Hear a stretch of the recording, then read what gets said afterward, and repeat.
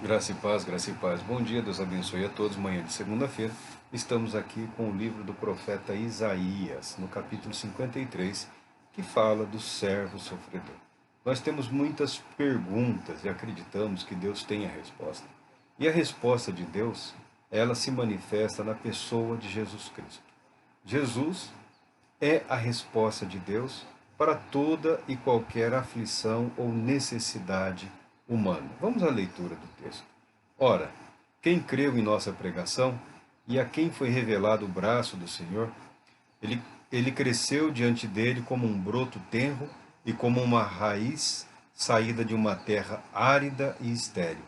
Ele não aparentava qualquer formosura ou majestade que pudesse atrair os seres humanos. Nada havia em seu aspecto físico pelo que pudéssemos ser cativados. Pelo contrário, foi desprezado e rejeitado pelos homens, viveu como homem de dores, experienciou todo o sofrimento, caminhou como alguém de quem os seus semelhantes escondem o rosto. Foi menosprezado e nós não demos à sua pessoa importância alguma. E, no entanto, suas dores eram as nossas próprias enfermidades que ele carregava em seu ser. Sobre seu corpo levou todas as nossas doenças. Contudo, nós o julgamos culpado e castigado por Deus, pela mão de Deus ferido e torturado. Mas, de fato, ele foi transpassado por causa das nossas próprias culpas e transgressões. Foi esmagado por conta das nossas iniquidades. O castigo que nos propiciou a paz caiu todo sobre ele, e mediante as suas feridas fomos curados. Em verdade, todos nós, tal como ovelhas perdidas, andamos errantes. Cada ser humano tomou seu próprio caminho. O Senhor fez cair sobre ele a iniquidade de todos nós. Ele foi maltratado, humilhado, torturado. Contudo, não abriu a sua boca, agiu como um cordeiro levado ao matadouro, como uma ovelha que permanece muda na presença dos seus tosqueadores. Ele não expressou nenhuma palavra. Por intermédio de julgamento tirano, ele foi preso. E quem pode falar dos seus descendentes? Pois ele foi ceifado da terra dos viventes, por causa dos erros do meu povo, ele foi golpeado. Deram-lhe uma sepultura com os ímpios e ficou com o rico na sua morte, embora jamais tivesse cometido injustiça, nem houvesse qualquer engano ou inverdade em sua boca. Contudo, foi do propósito de Deus, foi do propósito do Senhor torturá-lo e fazê-lo passar por toda a dor. E embora o Senhor o tenha feito como oferta pelo pecado da humanidade, ele verá a sua posteridade, prolongará os seus dias para sempre, e a vontade do Senhor prosperará em suas mãos. Logo depois do sofrimento, ele contemplará o resultado da sua obra, o empenho de sua alma, e ficará satisfeito. Mediante a sua sabedoria, o meu servo, o justo, justificará a muitos e tomará sobre si as más obras dos seres humanos. Por este motivo eu lhe darei uma porção generosa entre os grandes, e ele dividirá os despojos entre as multidões, porquanto ele derramou a sua própria vida até a morte e foi contado entre os criminosos. Portanto, ele levou sobre si o pecado de muitos e pelos transgressores intercedeu. Graças a Deus pela sua palavra. A palavra de Deus ela é magnífica, a palavra de Deus ela é perfeita, a palavra de Deus ela é santa. A palavra de Deus ela é verdadeira. A palavra de Deus ela é eterna. É uma profecia. Isaías está falando de alguém que surgiu num ambiente inóspito, como que um broto, né, vem à vida numa terra estéril e árida. Ele está descrevendo o território, a nação judaica, a situação política e religiosa dos judeus naquele dia, ele está. Mas ele está também descrevendo a condição espiritual em que a humanidade toda se encontrava. Toda a humanidade como um deserto árido, seco, sem vida para com Deus, sem esperança de conhecer a Deus. Aprisionados, torturados, humilhados, tempos difíceis acometem a humanidade, principalmente quando somos afastados do conhecimento de Deus. quando somos direcionados para as nossas próprias necessidades, ambições ou interpretações da vida, da realidade, do mundo. Quando permitimos que outros expliquem a razão do nosso viver, da nossa existência, nós corremos o risco de permitir que a nossa mente, que a nossa consciência seja afastada, seja distanciada do propósito gracioso de Deus em Cristo Jesus. Ninguém gosta de sofrer, mas foi propósito de Deus que o servo, Jesus Cristo, suportasse tamanho sofrimento, tamanha dor, tamanha humilhação, tamanho desprezo. Aqui nós vemos o Messias, o Filho de Deus, se identificando total e perfeitamente com a humanidade dominada pelo poder do pecado. A humanidade derrotada pelo pecado. O ser humano, a humanidade como um todo, em diversos momentos da história, fica impressionada consigo mesmo pela capacidade de criar, pela capacidade de desenvolver técnicas, recursos e meios, inovações na agricultura, inovações na tecnologia, inovações em todas as áreas do conhecimento humano possível, as navegações no passado e até hoje, né? A navegação. Hoje nós temos aí, além da navegação como meio de ligar aí os continentes, todos os povos da Terra, nós temos também aí a aviação, né? O transporte aéreo. A humanidade, em diversos momentos, ela impressiona. E, não raras vezes, ela fica impressionada consigo mesma, como se esse poder realizador, esse poder transformador, partisse dela. Não fosse algo potencialmente concedido por Deus para as suas criaturas. Não fosse algo concedido por Deus para o desenvolvimento da humanidade, para que nós fôssemos capazes, através nas nossas vidas também, reconhecermos que há um Deus, que há um Senhor, que há um Criador, que há um Deus que se importa, que há um Deus que se revela, que há um Deus que se manifesta, que é um Deus que se apresenta, que é um Deus que fala, que é um Deus que se comunica, um Deus que se identifica com a sua criação, com a criatura, com a intenção de resgatá-la, trazê-la de volta, né? Como a mãe, como o pai deseja os filhos por perto, assim é Deus com relação à humanidade. Esse é o verdadeiro propósito, esse é o verdadeiro plano de Deus. Mas, como nós já falamos, vez por outra, o ser humano se impressiona consigo mesmo e, ao invés de reconhecer Deus na vida, no mundo, na capacidade de realizar, ele se coloca no lugar de Deus. Ele peca contra Deus, se colocando como se ele fosse a origem e o propósito de toda a criação. E não é assim. E não é bem verdade. E quando nós perdemos esse referencial, quando nós perdemos esse norte, quando nós perdemos essa consciência, esse estado de consciência, a humanidade ela tende a se destruir, entrar em processo de colapso, entrar em processos de atrito, de guerras, de ódio e destruição. Aquela ideia, né? Eu só quero fazer o bem, as pessoas não conseguem entender qual é a minha verdadeira intenção. Isso em todos os níveis que nós vivemos, em todas as esferas, desde o relacionamento familiar. O filho não entende o propósito dos pais, os pais não compreendem o propósito dos filhos. Os governantes e o povo não se entendem. As populações não se compreendem, não se reconhecem, não se aceitam. E ao colapso, ao desespero, e mortes, guerras, destruições e coisas assim que são muito comuns à humanidade. Mas há uma esfera de tudo isso que é a mais catastrófica de todas.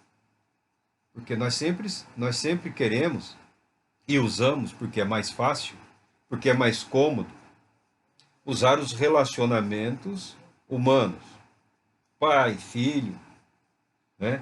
A política, a economia, as questões sociais. Agora nós temos aí o pessoal preocupado com o meio ambiente, né?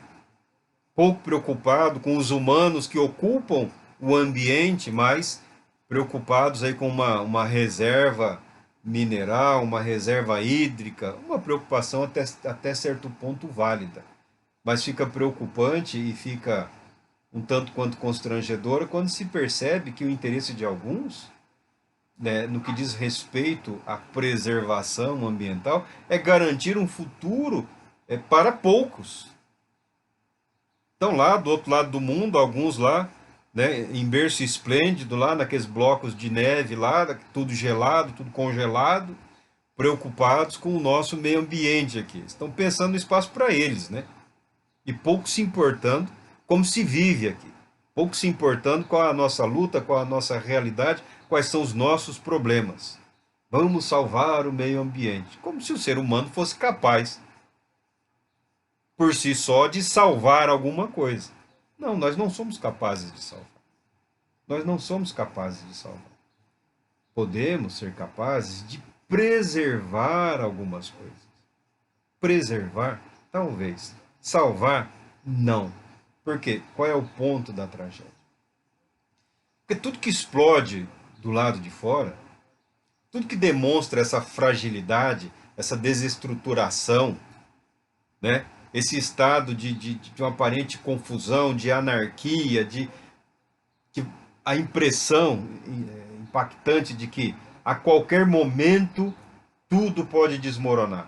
Primeiro aconteceu dentro, no íntimo, no interior, na nossa alma, no nosso espírito, na nossa mente, na nossa consciência. Nós é que temos grande dificuldade de reconhecer essa verdade. Essa verdade. A humanidade desmorona primeiro por dentro. Uma humanidade que não reconhece alma, uma humanidade que não reconhece espírito, uma humanidade que despreza a consciência de Deus que é natural ao ser humano. Uma humanidade que despreza a religião, a religiosidade, a espiritualidade, uma humanidade que despreza a verdade e o conhecimento de Deus. Desmorona primeiro por dentro. E na vida religiosa, ocorrem terremotos. Ocorrem verdadeiros tsunamis na mente, na consciência e no espírito do indivíduo. É que nós não gostamos de falar sobre isso. É que nós não achamos muito proveitoso expressar essas verdades, essas realidades. O nosso mundo desmorona por dentro. A nossa concepção de fé, quem é o nosso Deus, qual é o plano dele, qual é o propósito dele, qual a resposta dele para as nossas orações, quando parece que não somos ouvidos, quando temos a impressão de que o nosso direito foi de nós arrancado, a bênção há tanto tempo prometida, que parecia inadiável anos atrás, até hoje não se completou, não se consumou. Verdadeiras erupções ocorrem na nossa alma, na nossa mente, na nossa consciência. E o ser tentado, e o ser impulsionado, e o ser levado a tentar questionar qual é a vontade de Deus, ocorre primeiramente, interiormente no ser humano. E depois nós passamos isso para as demais relações da nossa vida. Passamos no nossa família, nossos filhos, o cônjuge, o trabalho, a sociedade, a política, as religiões, né? Permitimos enxergar toda a desestruturação espiritual exteriormente. Raras vezes queremos nos dar conta que primeiro o universo que desmoronou primeiro dentro de nós. Lá o eu, né? O todo fracoso eu, né? O eu se acha capaz de tudo. O eu se considera apto a compreender, a discernir, a analisar, a julgar e a realizar praticamente tudo. O que você tem contra o eu, contra a identidade da nossa alma, contra o mais íntimo do nosso ser? Eu não tenho absolutamente nada. Eu tenho a consciência desenvolvida pela palavra de Deus de que o nosso eu, esse que se apresenta em muitas ocasiões como o que sabe, o que está certo, o que está convencido, o que tem certeza absoluta de qual é o caminho a ser tomado, do que vai acontecer amanhã, na semana que vem, no mês que vem, no ano que vem, daqui a 10 anos. Esse eu, ele foi corrompido. Esse eu corresponde à imagem de Deus com a qual nós somos criados. Corresponde à imagem e semelhança de Deus que habita o homem, a capacidade de se autocompreender, de se expressar. Todos os dons, todas as capacidades intelectuais, mentais, espirituais do ser humano são um dom de Deus. E você acha na Bíblia como a doação gratuita de Deus quando criou a humanidade, a sua imagem e semelhança. Nós somos dotados de consciência de nós mesmos, de consciência do mundo à nossa volta. Somos dotados de vontade, nós somos capazes de decidir o que fazer e como fazer. Mas esse é o problema do eu. O eu humano foi enganado pelo diabo. E a humanidade tornou-se escrava do pecado. Tornou-se escrava desse eu que tem em si a consciência de que é capaz, porque é o que deveria ser. É quem deveríamos ser. É o plano de Deus, é o propósito de Deus. O pecado causou em nós uma série de dificuldades. Então hoje eu tenho orações. Hoje eu tenho ambições. Hoje eu tenho necessidades e desejos. Basicamente queremos ancorar a nossa mente, a nossa alma, numa esperança física, numa esperança material, algo que nós chamamos de real. Real. É nesse ponto que o ser humano pode ser manipulado. É nesse ponto que o ser humano pode ser deslocado do seu eixo, da necessidade vital que temos de Deus, para algo que se materialize, para algo concreto. Não é o que as pessoas falam, não é que mas eu preciso de algo concreto. Eu preciso de uma resposta objetiva. Eu preciso de algo que eu possa tocar. Eu preciso de alguém com quem eu possa falar. Eu preciso de alguém de carne e osso como eu, que compreenda o que eu estou vivendo, o que eu estou sentindo, o que eu estou passando. Alguém para quem eu possa dizer absolutamente tudo, ou quase tudo, do que eu sinto dentro de mim. Alguém como eu, alguém como nós. Essa é a resposta de Deus. Esse algo, esse alguém que invadiu o nosso mundo material, a nossa necessidade de algo físico, é Jesus Cristo. É Jesus Cristo. Não é um milagre por ele a ser realizado. Não é o poder por ele a ser manifestado. Não é o perdão por ele a ser declarado. É a pessoa divina de Cristo Jesus.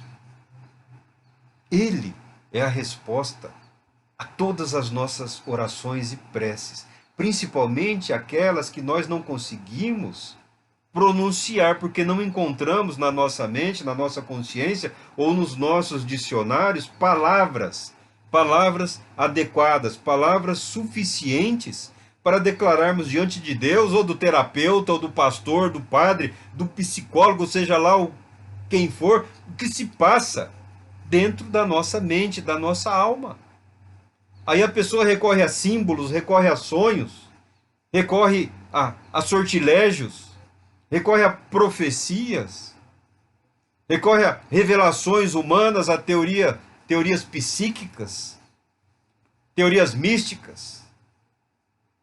mas é uma alma que anseia, é um espírito que necessita da resposta de Deus para reencontrar a posição que Deus estabeleceu para cada um de nós.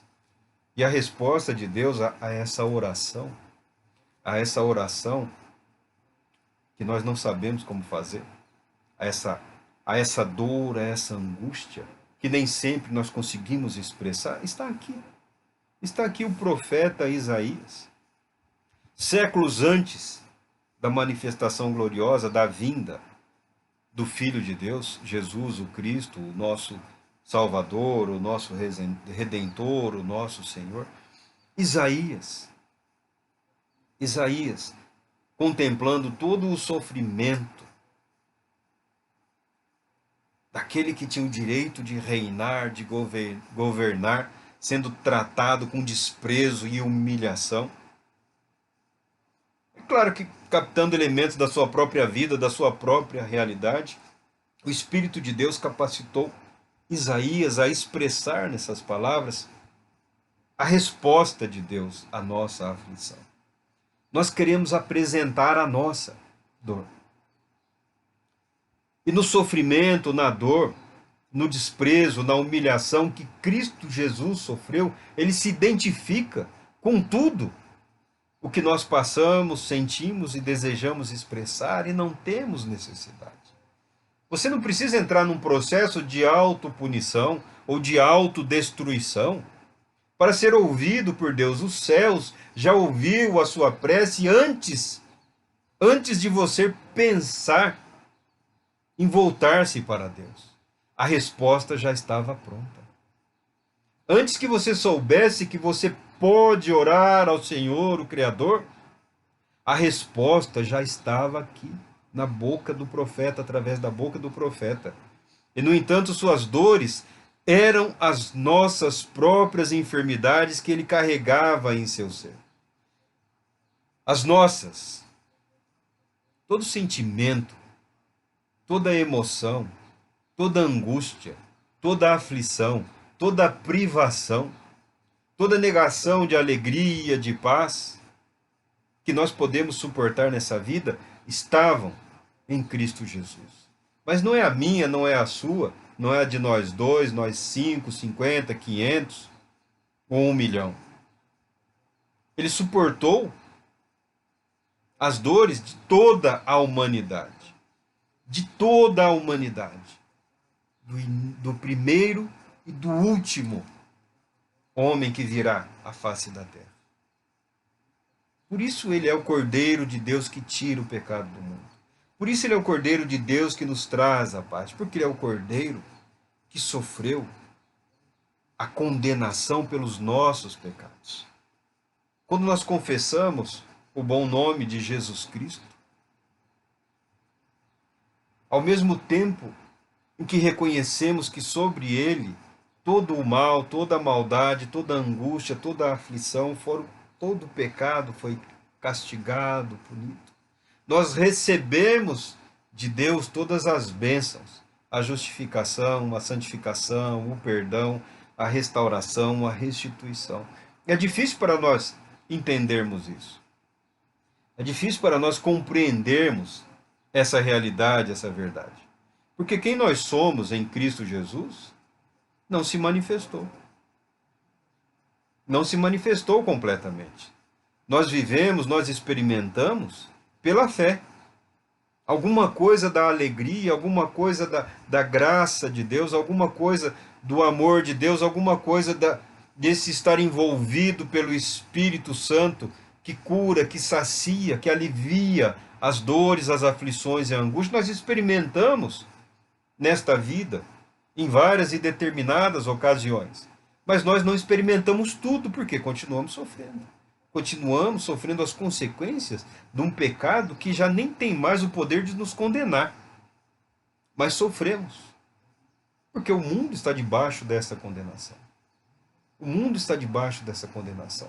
Mas a resposta de Deus está em Cristo Jesus. Olha bem aqui, sobre o seu corpo levou todas as nossas doenças.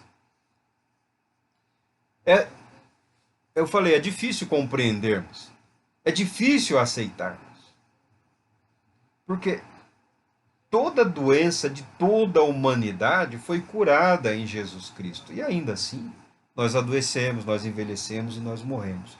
Porque tudo que foi realizado por Cristo no que diz respeito à redenção, ele se consuma num dia, numa data. Foi totalmente verdadeiro no dia em que Cristo entregou a sua vida para salvar a humanidade. Mas já era totalmente verdadeiro séculos antes de ter acontecido. Porque sempre houve salvação na história da humanidade, na história do povo judeu. Não passou a existir salvação somente após o momento em que Cristo entregou a sua vida por nós. Até então, os que viveram no passado, antes da vinda do Senhor, eram salvos na esperança daquele que viria para resgatá-los, pela fé. Após essa data, após esse momento, a salvação é pela fé, de que ele veio e levou sobre si as nossas dores e aflições. Continua sendo pela fé. A fé é o que nos une. A fé é o que une a humanidade a Deus através de Cristo Jesus. Uma pessoa, uma única pessoa. Resposta para todas as necessidades e anseios de uma humanidade que não quer reconhecer que o problema está aqui dentro. O problema somos eu. O problema somos eu. O tal do eu. O eu que eu sou, o eu que eu deveria ser, o eu que eu não quero ser, o eu que eu pretendo ser, e o eu restaurado por Deus em Cristo Jesus.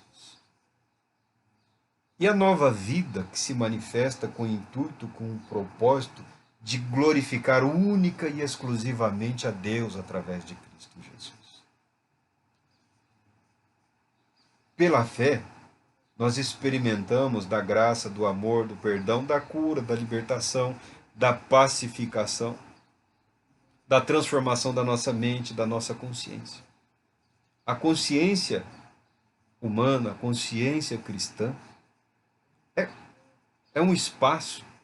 Se você fechar os seus olhos, lutar alguns minutos contra uma multidão de pensamentos tolos e de imagens que são reflexo de programas de televisão, de rádio, de internet, se você se permitir se concentrar, você terá a nítida certeza de que a impressão que nós temos quando olhamos para nós mesmos, para dentro de nós, buscamos na nossa alma, no nosso espírito, na nossa consciência, na nossa mente, de que o espaço interior, ele parece infinito. Porque nós somos criados para refletirmos em nossa vida a glória de Deus. Criados à imagem e semelhança de Deus, para que a glória graciosa de Deus em Cristo Jesus preencha todo o nosso ser. Satisfaça todo esse vazio gerado por milhares de anos sem Deus. Todo esse vazio gerado e ocasionado pelas nossas lutas e conflitos que tentam nos afastar da vontade de Deus em Cristo Jesus. Olhando, observando, reconhecendo que o problema do mundo está no eu, pela graça de Deus, nós somos curados. Pela graça de Deus, nós somos purificados. Pela graça de Deus, nós somos transformados. Pela graça de Deus, nós seguimos adiante, nós seguimos em frente. Nós levantamos e seguimos em frente. Fala-se de santificação, fala-se de purificação, fala-se de restauração, fala-se de espiritualidade, mas tudo isso tem o propósito de levar a pessoa a criar uma consciência de que Deus nos está chamando para Ele, de que Deus nos quer com Ele, e de que os céus é os céus de Deus. O reino de Deus é aquele criado por Deus, estabelecido por Deus, implantado por Deus, uma semente lançada no nosso ser, que no devido tempo, no tempo de Deus, dominará toda a terra, dominará a terra e os céus. A glória de Deus se manifestará em toda a criação, em todo o universo. Consciência de que nós, pelo nosso esforço, não somos, nunca fomos e jamais seremos capazes de melhorar esse tal de eu. Somente Deus, somente Jesus Cristo tem o poder de recriar, de regenerar, de resgatar. Nós podemos nos aprimorar em muitos aspectos. A nossa fala, a nossa postura, os modos sociais, né? A tal da educação, né? Saber comportar-se de maneira adequada em cada ambiente frequentado. Tudo isso é muito importante. Mas isso é um aprimoramento, é uma adaptação. Isso não é uma regeneração. Isso não é uma transformação de propósito. É uma maneira de expressarmos as nossas habilidades, também dadas por Deus, para o convívio saudável na sociedade, no mundo, na igreja, na família, em todos os lugares. Mas, para estarmos aptos a frequentarmos o salão celestial, sentarmos à mesa com Cristo Jesus, com os santos, com os apóstolos, com os profetas, com os patriarcas, requer mais do que bons modos, boas maneiras, saber apresentar-se adequadamente diante de toda e qualquer pessoa. Envolve uma novidade de vida, uma novidade de ser, um novo eu. Somente Deus pode proporcionar nas nossas vidas. Jesus Cristo. Jesus Cristo. Jesus Cristo é a resposta de Deus às nossas aflições. Jesus Cristo é a resposta de Deus para as nossas orações. Deus te abençoe nesta manhã de segunda-feira e Deus Todo-Poderoso te abençoe nesta semana que se inicia.